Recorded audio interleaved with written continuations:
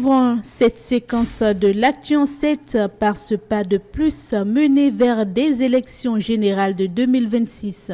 En effet, la Commission électorale nationale autonome Sénat a rencontré les partis politiques pour faire un point d'étape de l'exécution du chronogramme électoral. Pour l'heure, les différentes activités prévues se déroulent dans les délais. La séance du 13 juin 2025 vise deux objectifs. Faire le point d'étape de la mise en œuvre du chronogramme des activités entrant dans le cadre des élections générales et présenter la nouvelle innovation numérique de l'organe aux partis politiques, la plateforme e-délégué. Elle a été développée par la Sénat pour faciliter aux formations politiques l'enrôlement de leurs mandataires au niveau des postes de vote. Dans le cadre de l'organisation de ces scrutins, la Sénat a publié le 7 avril 2025 son chronogramme détaillé. Depuis lors, les activités ont été mises en œuvre. Il nous paraît donc essentiel de vous informer de l'état d'avancement de l'exécution de ce programme, de vous présenter les démarches en cours et d'échanger sur les dispositifs pratiques à mettre en œuvre, notamment les modalités et les délais relatifs au dépôt des dossiers de candidature en format physique ou dématérialisé. Les fonctionnalités de la nouvelle plateforme d'enregistrement des délégués, des candidats et des partis politiques en vue de moderniser et de sécuriser cette opération. Une initiative qui participe de la transparence des élections puisqu'elle offre aux formations politiques une visibilité complète sur leur couverture nationale en temps réel, permettant un suivi précis du déploiement de leurs représentants depuis n'importe quel endroit. Cette innovation s'accompagne d'un logiciel de gestion des déclarations de candidature que la Sénat mettra prochainement à disposition des partis politiques. Une innovation appréciée par les représentants des formations politiques qui ont participé aux échanges.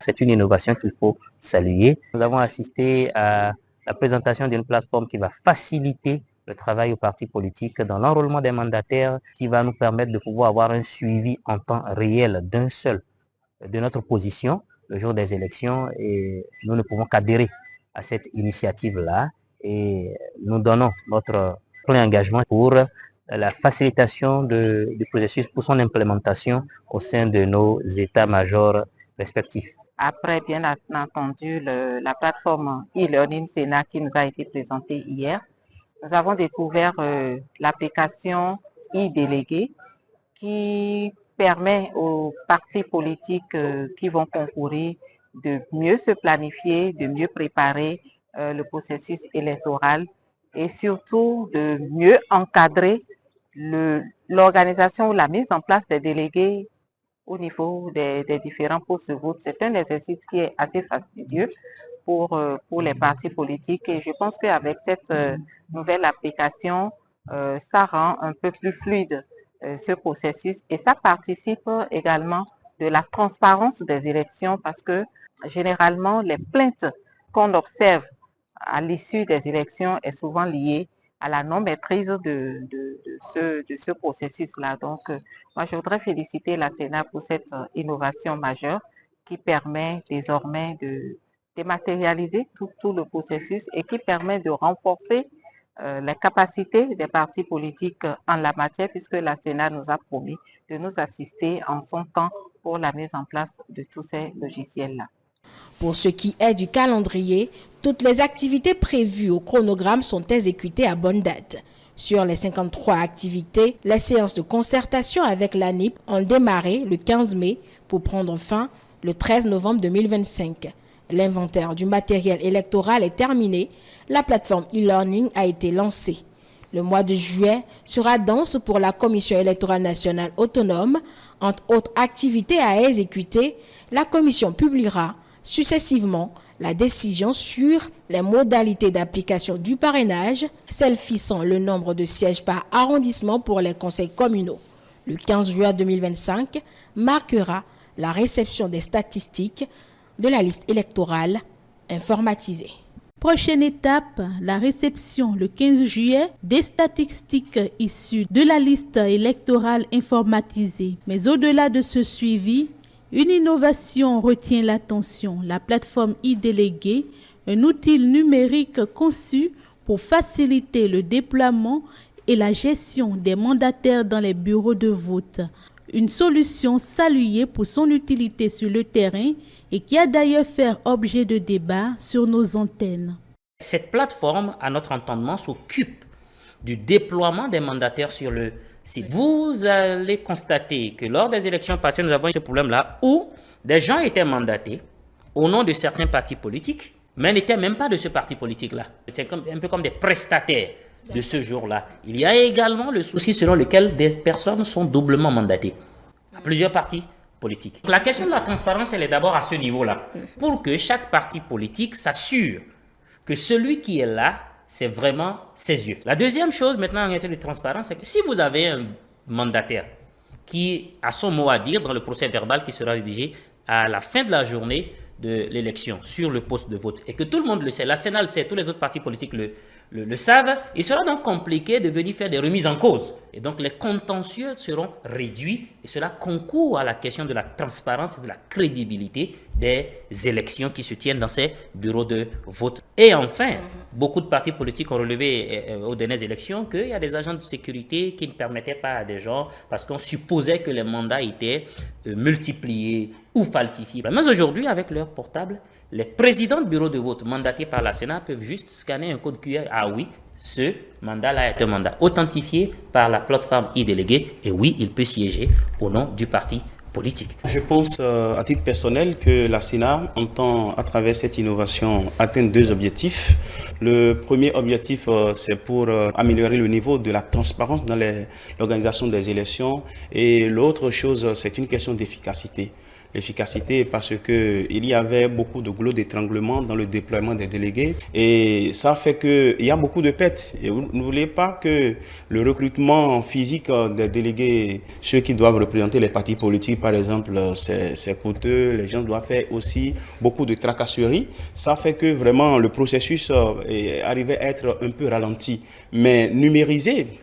Ce processus qui entre dans la droite ligne du processus de la digitalisation du service public au Bénin, on constate que cela va amoindrir un peu les difficultés, ça va permettre à ce que l'on puisse aller à la transparence d'une part et d'autre part à l'efficacité dans les opérations électorales au Bénin. Le gouvernement au Conseil des ministres ce mercredi 18 juillet a pris d'importantes décisions. L'une des principales, le compte rendu du séminaire portant sur la réforme structurelle du secteur de la décentralisation. Le président de la République a fait au Conseil un point du dit séminaire organisé à son initiative le 13 juin 2025.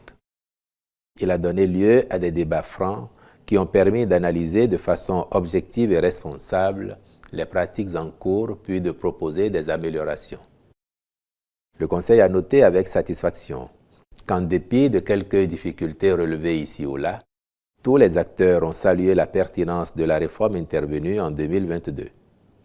Ils ont souhaité par conséquent que sa mise en œuvre soit plus efficiente afin de faire définitivement de la décentralisation un véritable outil de développement socio-économique au service des populations à la base.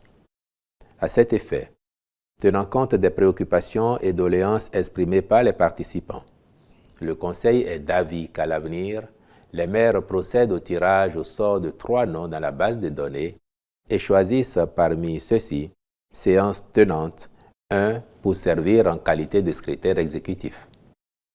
Il est également reconnu la nécessité de leur plus grande implication dans l'exécution et le suivi des projets et programmes conduits par l'administration centrale dans les communes.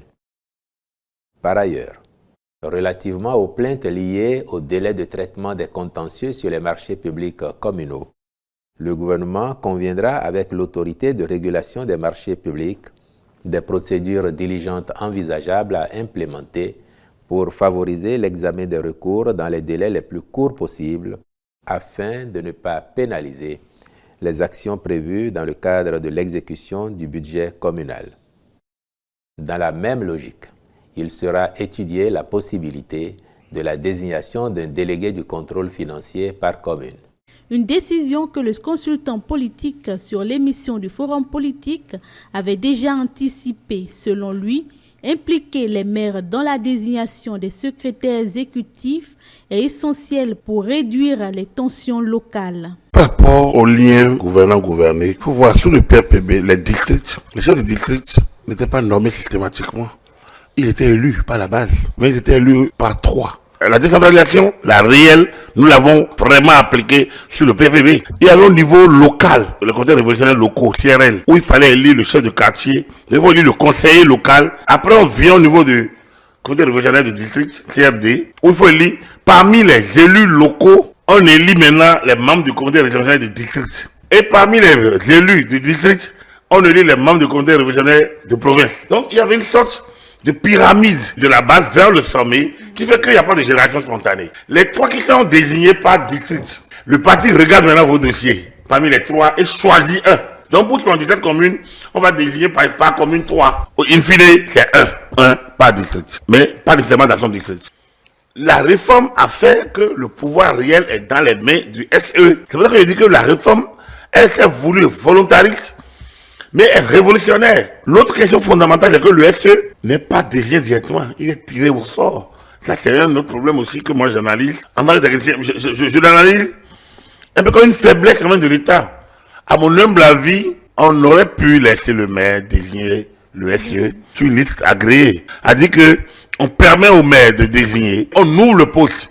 On dit, on a besoin au moins de 5 noms. Et sur les 5 noms, voilà, le maire peut choisir un. À mon humble avis, et maintenant, les fonctions, l'action, ses fonctions à lui. Le maire, au moins, il ne choisit pas le maire. Ça couvre un peu l'autorité, à mon humble avis, l'autorité du maire. C'est pour ça que le maire doit être un manager. Autant on lui a enlevé une gestion, mais autant il doit être un leader, un manager, pour avoir un regard transversal sur ce conseil communal ou municipal, mais également sur le SE, avec lequel il doit rentrer en contact. Il est supérieur, il n'est pas sa hiérarchie. Du côté du socio-anthropologue Georges Anangonou, pour qui les révocations de certains SE ne sont pas synonymes d'échec, mais plutôt des ajustements inévitables dans un processus de réforme aussi profond. Les SE, ce sont des techniciens de leur domaine, d'abord qu'on a choisi et qui sont envoyés là-bas, mais il reste des hommes. C'est ce que l'État veut éviter, en envoyant des SE au niveau des communes pour dire que les malversations n'en aura plus. Si c'était ça l'objectif, ce serait une intention trop poussée, en réalité, parce que les SE sont aussi des hommes comme les maires.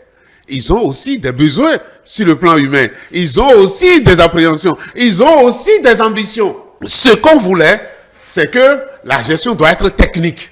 Désormais, au niveau des communes, aujourd'hui, les détournements des fonds FADEC qu'on chantait tout le temps avant, on peut dire ça a cessé. Je ne vois pas la réforme comme ce qui permet de ne plus jamais avoir de malversation. La malversation n'était pas liée à la qualité technique, aux compétences techniques de ceux qui étaient là, pas forcément. Mais si c'était lié à leurs compétences techniques, on dira alors que c'est des erreurs parce qu'ils n'ont pas la compétence qu'il faut pour le faire. Mais ici, ceux qu'on a envoyés et qui sont des SE connaissent profondément techniquement le dossier et ils savent qu'on ne peut pas faire telle chose. Donc l'ignorance n'est plus permise à ce niveau-là. Et je pense que c'est pour ça que le gouvernement il va de la main forte pour dire, dès qu'on constate que vous l'avez fait, eh bien on vous saute. Ces éléments sont des faits inhérents à la qualité de l'homme et ne sont pas des éléments qui vont permettre de dire qu'un système,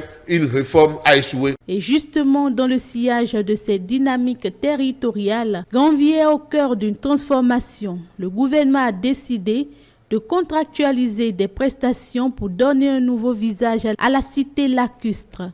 Le porte-parole du gouvernement en donne les détails. Dans le cadre de la mise en œuvre de ce projet, différents sous-projets sont, selon leur niveau de maturité, en phase de travaux, ou à l'étape de finalisation des études architecturales et techniques. Il s'agit, entre autres, de la construction du système d'épuration des eaux usées domestiques, la rénovation-réhabilitation de l'embarcadère d'Abomey-Calavi, le balisage des chenaux secondaires et tertiaires qui s'inscrivent dans la dynamique de l'amélioration des conditions d'hygiène et d'assainissement dans la dite cité. C'est pour répondre aux impératifs de sécurité, de confort, de fonctionnalité des espaces et de conception architecturale que différents prestataires ont été identifiés. Ceux-ci auront pour mission l'assistance à maîtrise d'ouvrage, le suivi de conformité architecturale des bâtiments, ainsi que des autres exigences liées aux infrastructures à réaliser. Le Conseil s'est donc prononcé en faveur des marchés à conclure avec eux, à charge pour les ministres concernés de veiller à la bonne exécution de leurs prestations.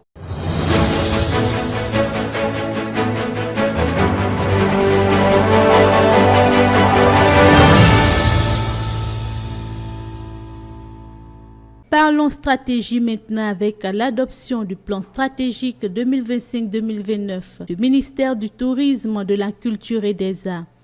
Doté d'un budget de près de 800 milliards de francs CFA, il vise à repositionner le Bénin sur le plan culturel et touristique au niveau national comme à l'international. Mais les artistes et professionnels du secteur que nous avons rencontrés entendent plus de ce budget. Le plan stratégique 2025-2029 du ministère du Tourisme, de la Culture et des Arts est désormais adopté. Près de 800 milliards de francs CFA vont être investis sur 5 ans pour renforcer la place de la culture et du tourisme dans l'économie béninoise. Une feuille de route ambitieuse. Mais comment ce plan est-il perçu par les principaux concernés? Il s'agit pour eux d'un plan global qui va non seulement couvrir tout ce qui a été fait, mais surtout définir ce qui sera fait dans les années à venir. Ce plan stratégique de développement vient rester en conformité avec cet engagement du Bénin face à l'UNESCO en tant que partie prenante de la Convention 2005. Et donc pour nous, c'est une bonne chose. Il y a forcément, disons, à couvrir tout ce qui a été fait et à décider de ce que nous allons faire, évidemment, par rapport aux faiblesses, aux défis qui se posent aujourd'hui au secteur artistique et culturel béninois. Les attentes des professionnels du domaine sont plus ou moins claires. Ce plan doit rendre la culture béninoise plus visible à l'international. Et cela ne pourra se faire qu'avec la contribution de tous les acteurs concernés. Avec ce budget, on aura la chance de présenter énormément de sites touristiques aux autorités et grâce à ces moyens, il y aura des projets d'animation de ces sites touristiques qui vont permettre de vendre le Bénin à l'international. Par exemple, le Palais Tassirangbe. Sur ce site, il y a énormément d'histoires à raconter. Ces sites-là regorgent énormément de valeurs, mais ces valeurs ne sont pas valorisées. Il n'y a pas d'infrastructure mise en place pour valoriser, par exemple, le palais de la Reine Tassirangbe. On a beaucoup à faire avec ce budget. Ça doit être la contribution de nous tous, les autorités qui ont le budget en leur charge et la population qui va apporter les projets ensemble. On va réussir à valoriser ces sous. Et si la stratégie est bien menée, en 5 ans, le Bénin pourra attirer davantage de touristes. Et ça pourrait aussi stimuler le tourisme local, ce qui est tout aussi important. Les acteurs culturels vont forcément se retrouver dans ce qui sera fait. Cela dépend des objectifs, cela dépend des axes stratégiques, cela dépend des actions à mettre en place. Cela dépend des activités qui déclineront de ces actions et cela dépend du mécanisme d'évaluation de tout ceci mis ensemble permettra certainement de développer les industries culturelles et créatives, de développer le patrimoine culturel immatériel, de développer la culture, de développer les arts. Et ça, c'est un plan quinquennal qui est normal parce que en 2030, les objectifs de développement durable vont être évalués. Ce serait l'occasion pour le Bénin d'attirer, par exemple, d'ici 2029, peut-être 1 million de touristes qui vont descendre de l'international vers le Bénin et également acter complètement le tourisme local pour permettre vraiment aux Béninois lambda de découvrir son pays et de s'enrichir avec. Au-delà du rayonnement extérieur, ce sont aussi les habitudes de consommation interne qui pourraient évoluer grâce à ce plan stratégique. Il faut comprendre que le Bénin n'est pas consommateur de l'art. C'est maintenant, grâce à Talon, au président Talon, que c'est en train de prendre. Le Béninois ne voyage pas pour visiter, pour faire du tourisme local. Ça, c'est pas dans notre culture ici au Bénin. Mais grâce à ces fonds, on peut inciter, amener le Béninois à consommer le local. L'un des premiers défis du secteur, c'est vraiment la formation, l'information. Et surtout, ce défi devient crucial lorsque l'on considère que nous sommes dans un environnement numérique qui se développe à grands pas. Aujourd'hui, les supports physiques ont disparu. C'est sur Internet qu'il faut vendre et ça demande, ça appelle une autre expertise et il y a des gens qui sont spécialisés dans ça et donc l'art évolue, les méthodes de promotion évoluent, etc. On doit pouvoir professionnaliser. Mais encore faut-il que les principaux acteurs du secteur se sentent réellement impliqués et prennent part activement à la mise en œuvre de cette feuille de route.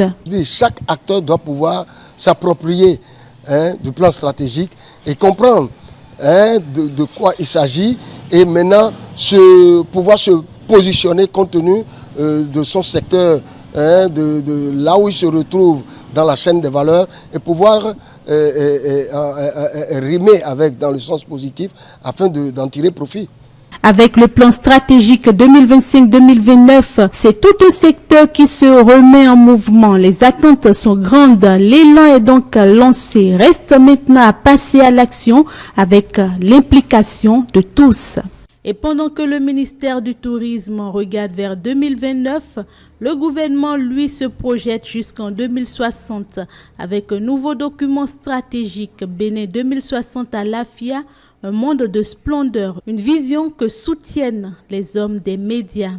Le président Patrice Talon et son gouvernement ont soumis à l'Assemblée nationale un important document qui trace les grandes lignes d'une vision nationale ambitieuse pour le développement du Bénin.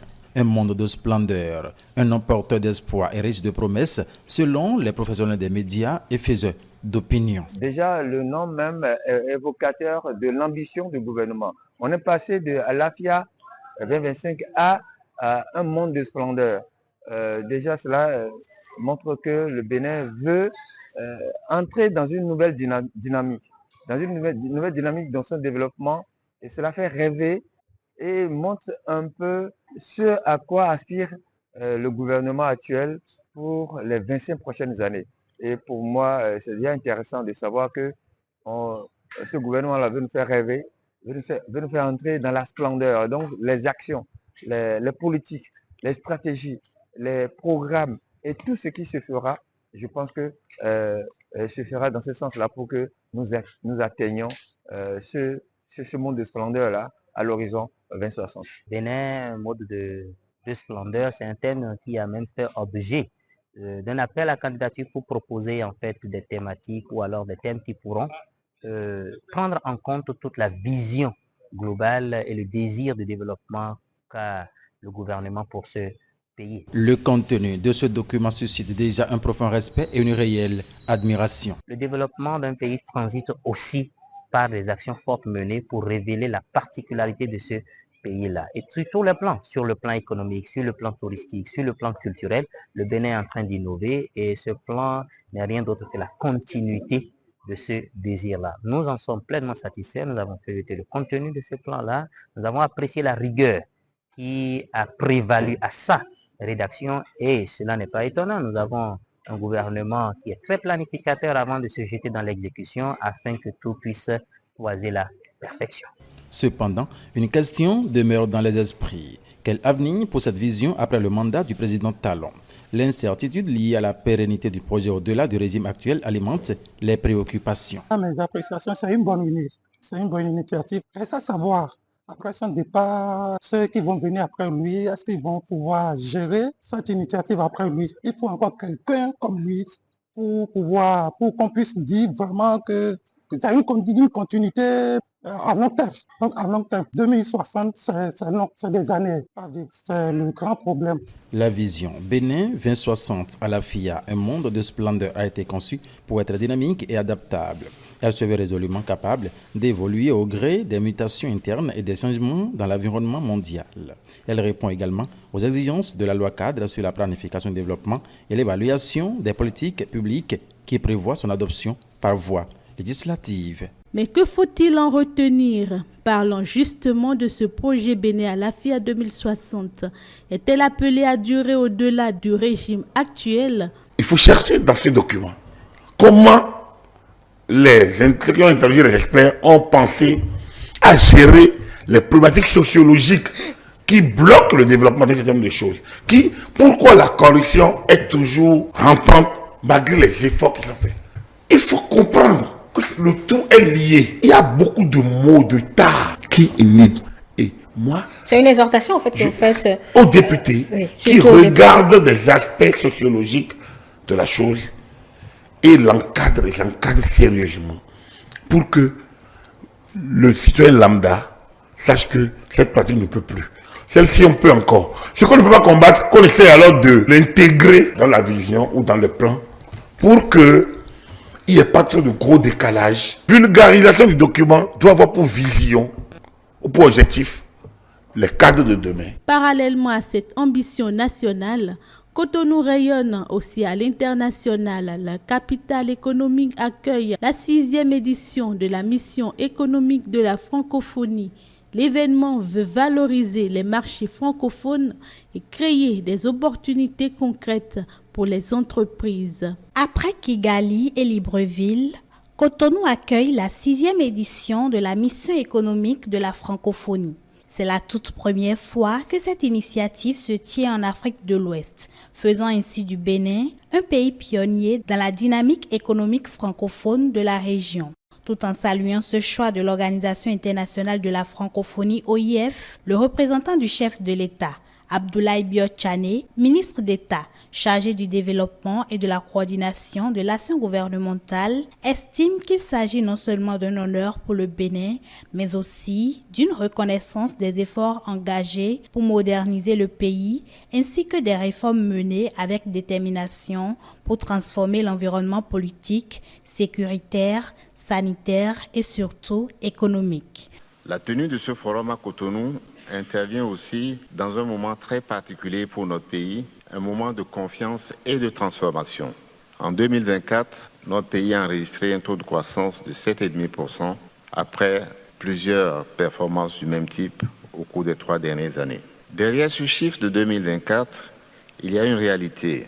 Notre pays avance, il construit, il innove. Cette performance repose sur des fondamentaux très solides, caractérisée donc par une situation macroéconomique l'une des plus saines du continent. Une croissance économique soutenue, je l'ai rappelé, un déficit budgétaire relativement maîtrisé, une dette publique sous contrôle et maîtrisée tout le long depuis 2016. En retraçant le parcours de l'OIF, la secrétaire générale de la francophonie expose le rôle de l'organisation dans le domaine économique. Nous sommes le facilitateur, le catalyseur, l'accompagnateur des hommes et femmes d'affaires de l'espace francophone. Au-delà d'autres acteurs, étatiques et non étatiques, au-delà du corps diplomatique, au-delà et en plus en complément de vos ambassades, nous sommes votre maison à travers l'espace francophone. Nous sommes présents sur les 5 continents, nous avons 13 représentations dans le monde. Nous sommes donc très heureux de venir pour la première fois avec plus de 300 entreprises à la fois internationales et béninoises pour que vous puissiez vous rencontrer, échanger, créer des liens, peut-être créer des entreprises conjointes. Nous sommes votre plateforme pour faire des affaires en français. Elle met également en exergue les aspects novateurs de cette édition. L'originalité de cette édition béninoise est d'avoir intégré donc cet aspect culturel, les industries culturelles et créatives. Encore une fois, un domaine incontournable qu'on aimerait beaucoup voir nos États membres africains exploiter beaucoup plus. La répartition des entreprises participantes est équilibrée, 40% pour l'agro-industrie, près de 30% pour le numérique et près de 30% Pour les ICC, les industries culturelles, nous avons pratiquement 40% d'entreprises tenues par des femmes. Lancée par l'OIF, l'initiative des missions économiques vise à renforcer les synergies économiques entre les pays francophones et à accélérer les opportunités d'affaires dans l'espace francophone. Pour une meilleure compréhension des activités liées à l'événement, une conférence de presse conjointe est organisée à l'issue de la cérémonie d'ouverture. Elle permet aux journalistes d'échanger avec la secrétaire générale de la francophonie et la ministre de l'Industrie et du Commerce, représentante du gouvernement béninois. Cette première séquence se referme sur l'École nationale des douanes du Bénin avec les évaluations finales des élèves contrôleurs et préposés. Épreuve écrite, orale, soutenance de mémoire, tout est passé au crible pour garantir une nouvelle génération d'agents bien formés.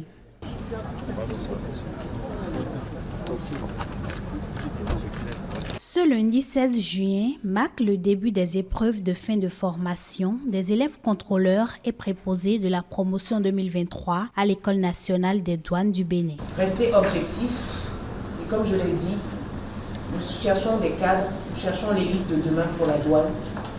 Gardez ça en tête. Sous la présidence de Loïc Béounou-Vlavonou, ancien colonel des douanes et président du jury, les candidats sont évalués avec rigueur et attention tout au long du processus. À ce niveau, nous avons pris en compte un premier critère d'évaluation.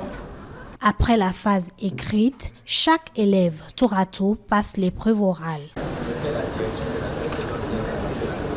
Place à présent à la soutenance des mémoires. Parmi les candidats, l'impétrant Fatondi Oluaro Timi Fernandez a défendu avec brio son travail de recherche intitulé « Lutte contre la fraude douanière par les frontières terrestres » cas de la région Ouémé Plateau. Un stage à la direction de l'administration et de la coopération, prêt pour la présentation de son mémoire. Bonjour, Monsieur le Président. Une prestation saluée par le jury qui lui a décerné une mention honorable suivie des félicitations. Nous avons étudié votre travail. Il a été apprécié à sa juste valeur. Vous avez pris le risque d'étudier cet impact-là sans avoir fait votre stage dans l'une des unités. C'est un risque que vous avez pris. C'est l'effort que vous avez fait, c'est ça que nous avons surtout pris en compte. Nous avons apprécié que c'était un travail qui a été bien structuré et les approches de solutions ont été proposées. Vous avez mesuré l'impact aussi de la fraude sur ces pertes de recettes et par rapport à la méthodologie utilisée, je pense que vous avez bien fait. Donc le jury a accepté votre travail, a apprécié les solutions que vous avez proposées et vous donne une mention honorable par rapport à ce qui a été fait. Ces travaux de recherche réalisés par les élèves contrôleurs et préposés constituent une réelle contribution à l'amélioration des actions menées par les services douaniers. Ainsi se referme cette première séquence de l'Actu en 7.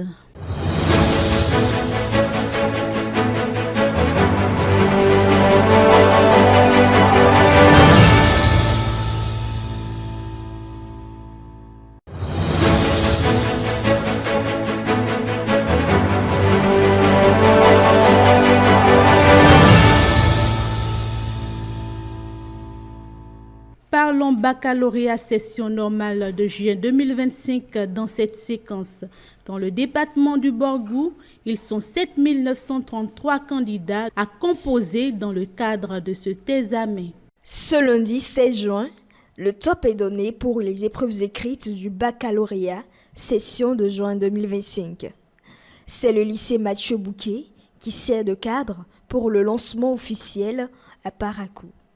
Pour cette session, ils sont 7 933 candidats, toutes séries confondues, répartis dans 13 centres à travers le département du Borgou. Et dans le département du Borgou, nous avons 13 centres. Et 13 centres avec 7 933 candidats, toutes séries confondues. Plus précisément, à Parakou, nous avons en série D, nous avons 1876 candidats. Et en série A1, A2, nous avons 1041 candidats. En série B, nous avons 712 candidats. Les séries A1, nous avons 256 candidats. Et les séries techniques, toutes séries confondues, nous avons 699 candidats. Et les candidats sont en salle et la composition vient de démarrer. Et les dispositions idoines ont été prises et tous les centres sont déjà activés et tout le monde est en train de composer dans la tranquillité. Au lycée Mathieu Bouquet, 699 candidats composent. Des consignes strictes sont données pour prévenir toute tentative de fraude. Nous avons au sein du lycée Mathieu Bouquet les séries C, F3, F4, et la G1, la G2, plus la G3. Et au total, nous avons sous notre responsabilité ici 699 candidats. Aucun candidat ne devrait avoir de montre, que ce soit électronique, de montre électronique surtout. Et le port des voiles, c'est strictement interdit parce que vous connaissez nos enfants là, ils pourraient dissimuler des mini-gadgets qui pourraient servir à des communications. Donc, on a demandé aux surveillants de salle d'aller respectueusement vers les candidats et de leur demander de se débarrasser de ce voile ou tout autre accoutrement qui pourrait dissimuler des fraudes. Cette année, 2 nouveaux centres à Kalalé et le centre Titiro à Parakou ont été ouverts pour mieux répartir les candidats et améliorer les conditions d'examen. Et dans l'Ouémé, ce sont 15 366 candidats qui ont planché cette année. Le lancement officiel de la session a eu lieu au collège d'enseignement général de Sémékodji. Dernière minute avant le démarrage du baccalauréat session 2025. Les candidats attendent impatiemment les autorités pour le lancement des épreuves. Nous sommes ici au collège d'enseignement général de Sémékodji, centre retenu pour le lancement officiel. Mais il y a 2 séries qui composent ici, la série A1 et la série B. Et au total, nous avons 876 candidats répartis dans 30 salles. Et c'est ça ce que nous avons sous la main. Il en ressort que 813 candidats composent en série B dans cet établissement et 63 candidats en A1. Tout se déroule sans incident majeur. Grâce à l'engagement de nos équipes pédagogiques, grâce au respect du calendrier scolaire et aussi à l'amélioration du système de formation, enfin de notre enseignement, on peut dire que les candidats ont été bien préparés à affronter ces épreuves avec confiance. On peut souligner aussi que notre pays peut se réjouir en quelque sorte de disposer dorénavant d'un système d'enseignement secondaire et technique qui est cohérent, qui est stable et qui est crédible et qui d'ailleurs fait école dans la sous-région. L'épreuve de français commune à la majorité des séries a constitué la première étape de cette session. Nous sommes déjà en face d'un examen bien lancé et il n'y a pas de raison que nous n'obtenions de très bons résultats à la fin. Je profite pour saluer toutes les autorités ici, départementales, communales, qui nous ont donc encadrés et qui vont assurer également avec nous le bon déroulement de cet examen. Faut-il le rappeler, ils sont 79 588 candidats qui composent pour cette session du baccalauréat session juin 2025. Les épreuves écrites prennent fin ce mercredi 18 juin en dehors des séries F1, F4 et EA qui finissent le jeudi 19 juin 2025. Ce centre d'examen avait été partiellement détruit par une tornade il y a 2 ans. Aujourd'hui, grâce à la réhabilitation des salles, plus de 700 candidats y ont composé dans de meilleures conditions. La ministre de l'Enseignement supérieur, peu après le lancement des épreuves. Comme vous le connaissez, avec les diligences qui nous caractérisent, nous avons rapidement réfectionné les salles. Et puis nous avons encore de très belles salles qui accueillent maintenant donc ces candidats dans la sérénité. Effectivement, vous savez qu'on ne peut pas mettre autant d'intrants dans notre bac et révéler aussi notre système éducatif pour traîner les pas. C'est pour cela que le gouvernement a joué sa partition avec tous les acteurs du système. Voilà ce qui s'est passé et c'est pour cela que nous sommes très fiers d'être à nouveau sur ce site. Et comme lors des sessions du CEP et du BEPC, le Centre national de sécurité routière a déployé un contingent d'agents autour des centres d'examen. Une descente terrain de nos équipes a permis d'en faire le témoignage. Positionnés à des endroits stratégiques aux abords des centres de composition, ces agents ont pour mission de réguler la circulation, de faciliter la traversée des voies et de permettre aux candidats d'accéder sereinement à leur salle d'examen. Ces agents du Centre national de sécurité routière, CNSR, puisque c'est bien d'eux qu'il s'agit, sont déployés dans plusieurs centres dans le cadre d'une mesure de sécurisation des candidats. Au centre de composition du Collège d'enseignement général Sainte-Rita à Cotonou. Dès les premières heures de ce lundi 16 juin 2025, leur présence a été vivement saluée par les parents d'élèves. J'ai constaté ce matin qu'il y a quand même des agents qui aident les enfants à traverser, des agents qui ont aidé les enfants à aller dans le centre de composition. Et je pense que c'est une très bonne chose. Vous savez bien qu'au niveau de nos routes, là, il y a tellement de conducteurs indélicats qui ne prennent pas trop au sérieux le code de la route. Donc je pense que c'est salutaire, ce geste-là. C'est une très bonne chose et que nous devons quand même encourager. Cette innovation du Centre national de sécurité routière, à en croire les parents d'élèves, prend tout son sens face aux multiples dérives auxquelles les candidats sont souvent exposés durant les périodes d'examen de fin d'année. En toute sincérité, il arrive des fois, on constate que sur le chemin, les enfants font des accidents, ce qui empêche à ce qu'il aille composer ou bien l'enfant rentre stressé en classe, tout ça là. Donc, on trouve que c'est une bonne œuvre. C'est une initiative très louable parce que ça permet d'abord, dans un premier temps, de dégager la voie. Parce que la voie, elle est souvent obstruée, il y a trop de véhicules qui sont garés. Et à partir de là, ce travail que le CNSR fait, ça permet d'abord, dans un premier temps, de discipliner quelque peu certains conducteurs qui garent le véhicule en pleine chaussée et qui descendent, ils doivent amener leurs enfants dans les classes d'examen.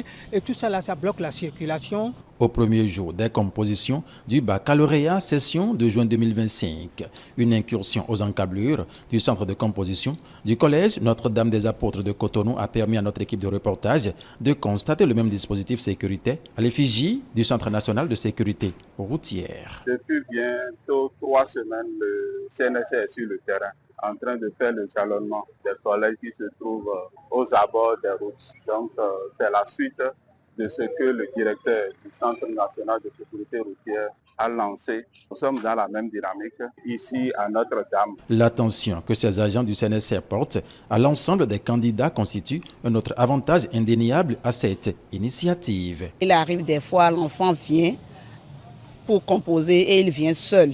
Il vient seul, il tourne autour de lui, il voit les camarades, les amis qui sont accompagnés par leurs parents. Eux, ils se retrouvent tout seuls. Mais si sur le chemin, il rencontre quelqu'un, un parent quelconque, qui lui tend la main et qui lui dit « Va, fais ci, fais ça, va vite en classe », qui le guide, il se sent un peu à l'aise. Moi, je les applaudis et je les dis merci. Le CNSR, en ce moment-là, il y a des élèves, il y a des enfants qui ne sont pas accompagnés. Il y en a d'autres qui sont quelque peu perdus. Donc, les agents de CNSR essaient quand même de les prendre en charge et de les amener à l'intérieur pour éviter une certaine confusion, c'est-à-dire les enfants qui se perdent. Engagé pour réduire considérablement les cas d'accidents de circulation, le CNSR vise un objectif clair à travers cette initiative en période des examens de fin d'année. Ce que explique ici Éric Dayonvi, le chef division communication du Centre national de sécurité routière. La majorité des centres d'examen se trouvent aux abords des voies. Donc le CNSR s'est dit comment accompagner nos enfants à l'école, comment faire en sorte que la traversée de nos enfants à ces centres d'examen soit plus facile. C'est pour cela que le CNSR a déployé sur toute l'étendue du territoire, surtout les centres qui sont situés aux abords des voies, pour pouvoir faciliter la traversée des candidats pour éviter les accidents de la circulation. Du certificat d'études primaires CEP en passant par le brevet d'études du premier cycle BEPC jusqu'au baccalauréat cette semaine, le bilan à mi-parcours est plus ou moins satisfaisant. Au CEP, nous avons fait 0 accident. Ce que nous avions observé au CEP, au BPC, soit réitéré aussi au bac pour qu'on ait effectivement 0 accident les 3 jours, bien les 4 jours de composition du bac. Je pense qu'à cette étape, nous pouvons dire qu'il y a pour le moment 0 accident par rapport à la traversée de nos candidats. Donc nous pouvons dire que notre mission est une réussite et je pense que nous allons continuer jusqu'à la fin de l'examen du bac pour qu'à la fin on puisse dire bravo au CNSS. 0 cas d'accident en période d'examen. Tel est l'objectif que s'est fixé le Centre national de sécurité routière. Une noble mission qui rassure et réjouit candidats, parents d'élèves et tous les autres acteurs impliqués dans le bon déroulement des examens de fin d'année sur l'ensemble du territoire national. Mercredi 19 juin, les candidats ont affronté les dernières épreuves de cette session. À la sortie, ils se disent globalement satisfaits des 3 jours de composition et espèrent de bons résultats. Clap de fin pour ces candidats qui plongent depuis 3 jours pour les épreuves écrites du baccalauréat session normale de juin 2025. Ils ont accumulé peur et inquiétude tout au long de cette composition. À présent, ils ont évacué le stress et se sentent soulagés. Ils ont réussi à surmonter les épreuves qui se sont révélées abordables selon leur dit. Les épreuves étaient assez abordables. Depuis le lundi, le mardi également, on a eu à aborder les épreuves en paix sans crainte.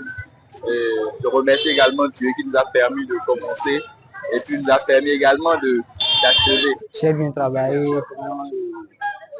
Les compositions, c'est l'SBT là qui m'a fait un peu de jeu. J'ai fait un peu. Tout s'est bien passé, les écoles se sont bien déroulées. Bon, ces 3 jours de composition ont été bien passés. Et j'espère de très bonnes moyennes. En tout cas, ça s'est bien passé en tout cas. Les épreuves étaient faciles, abordables. Toutes les épreuves étaient abordables. Rien de difficile. Pour la suite, ils restent optimistes dans l'espoir que les résultats seront en leur faveur. Je suis assez optimiste par rapport à la suite. Bon, en réalité, je peux dire que je suis sûr de produire un bon résultat, mais je dirais que j'espère. Absolument, j'espère avoir au moins une très bonne moyenne pour passer, pour avoir le bac. J'ai travaillé, j'espère avoir une bonne moyenne. J'espère avoir 11-12 comme là de moyenne. Bon, dans toutes les matières, oui. Je pourrais avoir la moyenne de toutes les matières. Avec une bouche, ça m'ira. Avec 15 de moyenne. Je n'ai pas vraiment eu de difficultés dans une matière. Je m'en suis sortie. J'espère avoir acquis de moyenne pour le bac de 2005. Probablement la mention assez bien. Pourquoi pas la mention bien. Un 13 déjà, c'est déjà un peu bon.